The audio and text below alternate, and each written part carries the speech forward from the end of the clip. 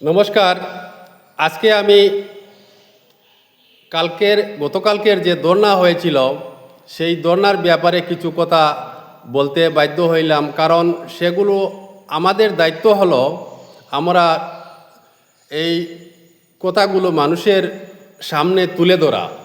যদি আমরা তুলে ধরতে পারি তবে আমাদের ভবিষ্যতে কীরকম আমরা সংগঠন নিয়ে আগ বাড়িয়ে কাজ করতে পারি সেই ব্যাপারে আজ লাইভে আসলাম। তবে আমাদের হাইলাকান্দি থেকে গিয়াসউদ্দিন চৌধুরী ও মান্নাজ্যোতি নাথ ও সাইদুজ্জামান আর আব্দুল মুহিত এই চারজন গিয়েছিলেন। তবে চারজন যাওয়ায় আমাদের হাইলাকান্দির মুখ অতি খুশি ও অতি সুন্দর হয়েছে ধর্না। তাই এই চারজন ভাইকে হাইলাকান্দির গার্জেন হিসাবে তাহারা কাজ করেছেন ও অতি ভালো লেগেছে। তবে হাইলাকান্দিতে ব্যাঙের ছাতার মতো সংগঠন, কিন্তু শুধু আমাদের সৌদু আসাম গৃহকোণ প্রশিক্ষণপ্রাপ্ত সংস্থা, এই সংস্থাই অনলি কাজ করতেছে।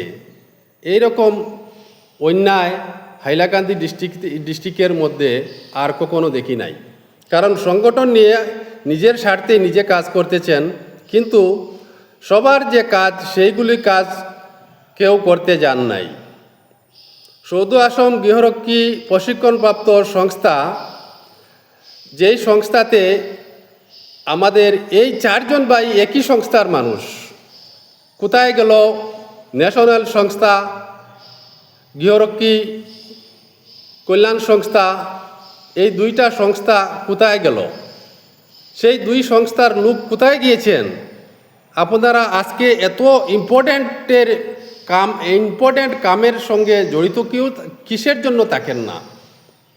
আপনাদের কি একজনও কি এই ব্যাপারে একমত নয়? যদি আপনারা একমত না থাকেন তাহলে এই রকম সংস্থা চালিয়ে কোনো দরকার নাই। আপনার নিজের দায়িত্ব বলে নিজের গড়ে থাকেন, সংস্থার ব্যাপারে আসবেন না, আজকে যদি এই ধর্নাতে বেশি লোক হতো তাহলে আরও বেশি একটা পদক্ষেপ সরকার নিত। এইরকম করা কিন্তু আমি কখনো আমার তরফ থেকে ভালো লাগছে না। এবং আমাদের সৌদু আসাম গৃহরক্ষী প্রশিক্ষণপ্রাপ্ত সংস্থা আগে থেকেই কাজ করে আসছে এবং ভবিষ্যতেও কাজ করবে। তবে যদি আজকে চাকরি নিয়মিতকরণ হয় তবে কি আমাদের সংস্থার হবে না সবার হবে?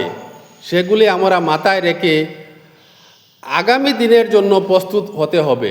যাই হোক, আপনারা কোনো কারণবশত আপনাদের সংগঠনে যাইতে পারেনি, ভবিষ্যতে কিন্তু আপনারা এইরকম করলে হবে না।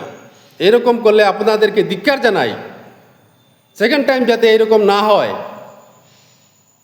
কিসের জন্য আপনারা এইরকম মতবিরোধ করে যাননি? আপনাদের দায়িত্ব ছিল যাওয়ার জন্য, কিন্তু আপনারা কিসের জন্য যাইতে পারেননি? সেটা একটা বিরাট কোয়েশ্চন হয়ে দাঁড়াচ্ছে। আজকে গিয়াসউদ্দিন চৌধুরী, মান্নাজ্যোতি নাথ ও সাইদুজ্জামান আব্দুল মুহিত ভাই, তাদের কি দরকার ছিল তারা এত কষ্ট করে যাওয়ার জন্য? আমাকে গিয়াস ভাই বলেছেন তাহার ডিউটি ছিল, তবুও তিনি ডিউটি অন্যকে দিয়ে গিয়েছেন, সুযোগ থাকার গতিকে অন্যকে দিয়ে গিয়েছেন। কিন্তু যাহাদের ডিউটি নাই, ঘরে বসে বসে আছেন, তাহারা কি করছেন? তাহারা তো যাওয়ার কথা ছিল।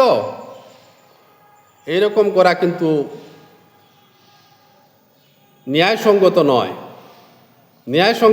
এইরকম করা ন্যায়সঙ্গত নয়। আপনারা সবাই একমত হন। আগামী 27 তারিখ হিমন্ত বিশ্ব শর্মা ডাঙ্গরিয়া হাইলাকান্দিতে আসছেন। সেই ব্যাপারে আপনারা মেমোরান্ডাম রেডি করেন।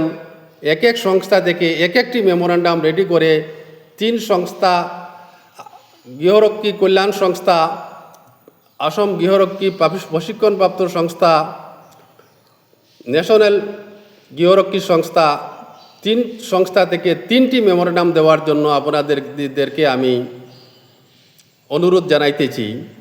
আর যৌথ কমিটি থেকে 1টি মেমোরেন্ডাম দেওয়ার জন্য টোটাল 4টি মেমোরেন্ডাম দেওয়া হইবে হিমন্ত বিশ্ব শর্মাকে।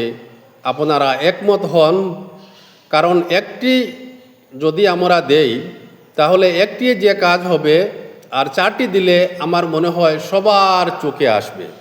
যার গতিকে আপনারা একমত হয়ে সংস্থার কাজ করেন।